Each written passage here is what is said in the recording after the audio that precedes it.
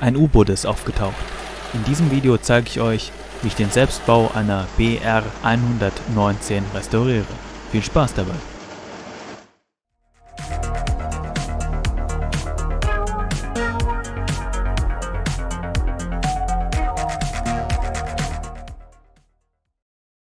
Liebe Modellbahnfreunde aus Ost und West, sicherlich erinnert ihr euch noch an das große Modellbahnkonvolut, das mir Thomas Langer hat zukommen lassen. Darunter wunderbare Selbstbauten wie diese BR 119, die ihr hier im Hintergrund bereits seht. Das Modell hatte in der Zeit etwas gelitten, deshalb war es meine Aufgabe nun, das Ganze zu restaurieren.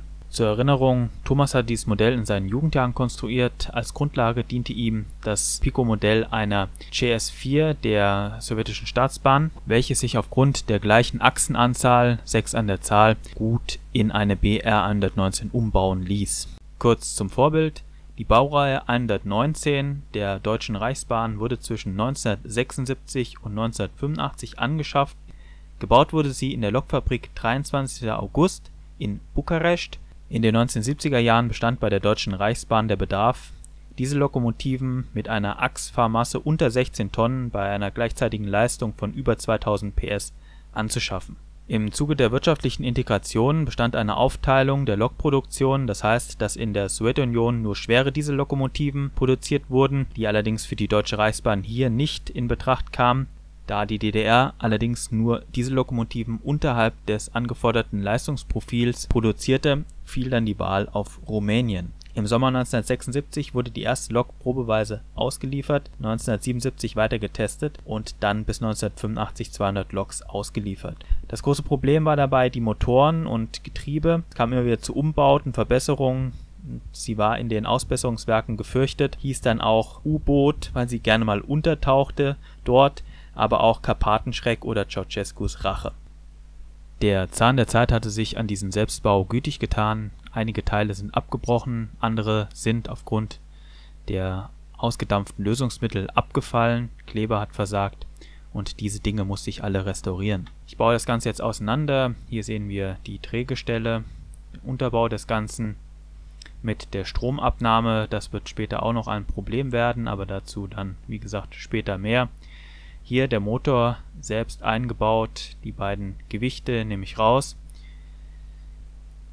Der Motor funktionierte noch, den musste ich nur schmieren, etwas reinigen und dann wieder durchlaufen lassen, dann hat er auch gut funktioniert.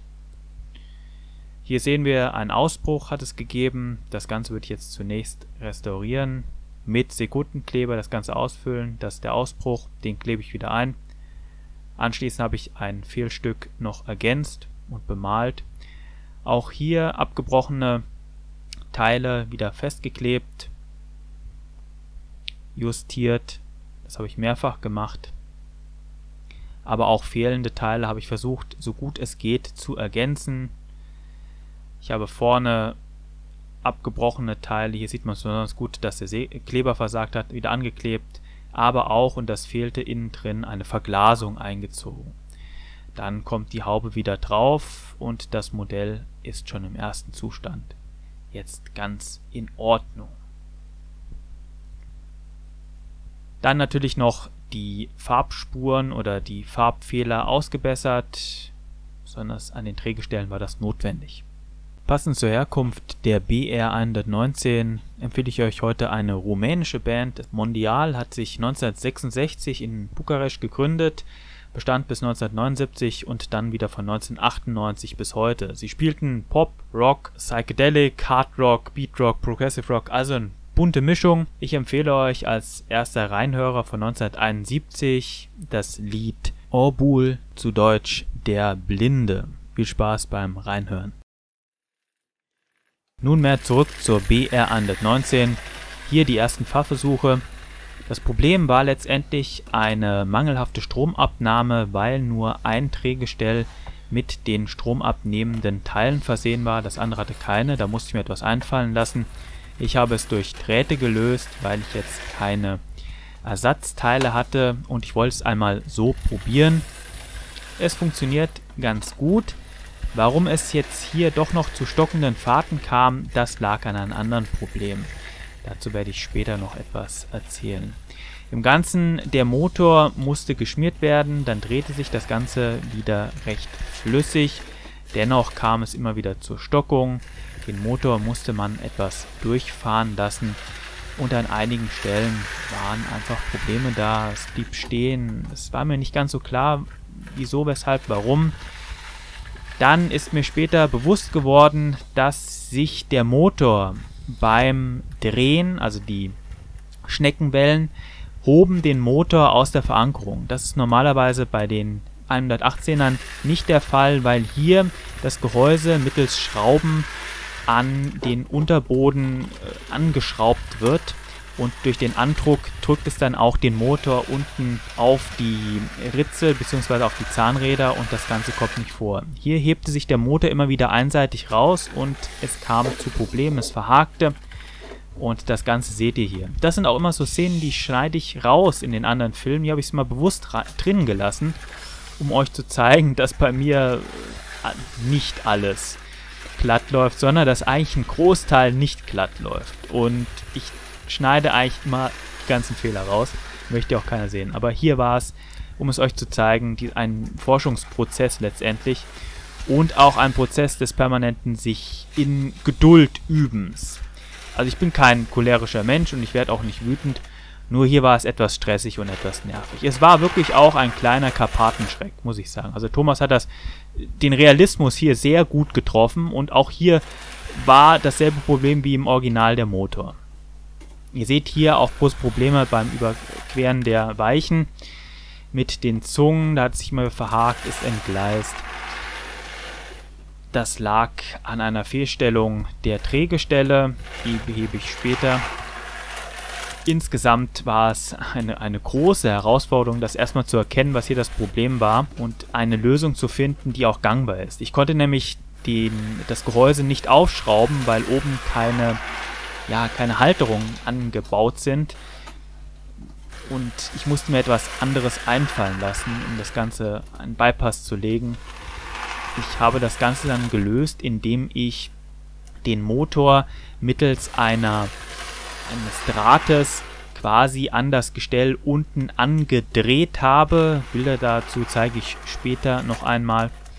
Und dann drückte der Motor ausreichend, also die Schneckenwellen drückten dann ausreichend auf die Zahnräder und dann hat es funktioniert. Aber ihr seht es hier, es ist wirklich gerade in dem Bereich der Weichen großes Problem gewesen, das Ganze gangbar zu machen. Ja, Funkenschlag, also wunderschön, richtiges Feuerwerk. Hier sichtbar, ich habe unten einen Draht angeklebt, der das Fahrgestell etwas hoch drückt, beziehungsweise in die richtige Position drückt. Und hier sieht man auch, wie ich den Motor mittels eines Drahtes dann festgeschraubt habe. Die Folgen waren, dass sich das Ganze besser bewegt, das Modell lief runder und das Ganze könnt ihr jetzt in den folgenden Szenen hier bewundern. Es läuft noch nicht perfekt, weil sich das Ganze noch einspielen muss. Vielleicht muss ich auch an einigen Drehschrauben noch Einstellungen verändern. Doch muss ich sagen, im Vergleich zu dem, wie das Modell vorher fuhr, nämlich gar nicht, dann im Zwischenschritt nur sehr holprig und an Weichen gänzlich verzweifelnd, ist hier die Fahrfähigkeit doch schon gegeben. Und es läuft auch an einigen Streckenabschnitten schon sehr, sehr gut. Andere muss man etwas Geduld haben, beziehungsweise das Ganze noch etwas einstellen. Aber je länger das Ganze fuhr, desto glücklicher war ich mit dieser BR 119. Und ich muss sagen, dann, wenn sie denn funktioniert, ein tolles Modell, toller Selbstbau mit den Möglichkeiten, die damals zur Verfügung standen. Und auch hier mit dem Kesselwagen-Vollzug ein wirklich schmucker Anblick, den ich auch sehr genieße und auch weiterhin genießen darf. Das Modell bereitet mir jetzt. Natürlich muss man Abstriche machen. Es ist ein Selbstbau, nicht alles ist perfekt. Manche Dimensionen, manche Proportionen sind nicht hundertprozentig getroffen, aber seien wir kulant. Denn dieses Modell ist ein Selbstbau, es ist eine Annäherung, es ist ein Jugendprojekt und ich bin stolz, dass ich es hier haben darf, dass ich es restaurieren durfte und dass es jetzt hier Teil meines BWs ist. dass ich es auch auf die Strecke schicken kann und dass es mir auch gelungen ist, diese BR119 wieder auf die Strecke zu schicken und damit auch diese Baureihe hier zeigen zu können.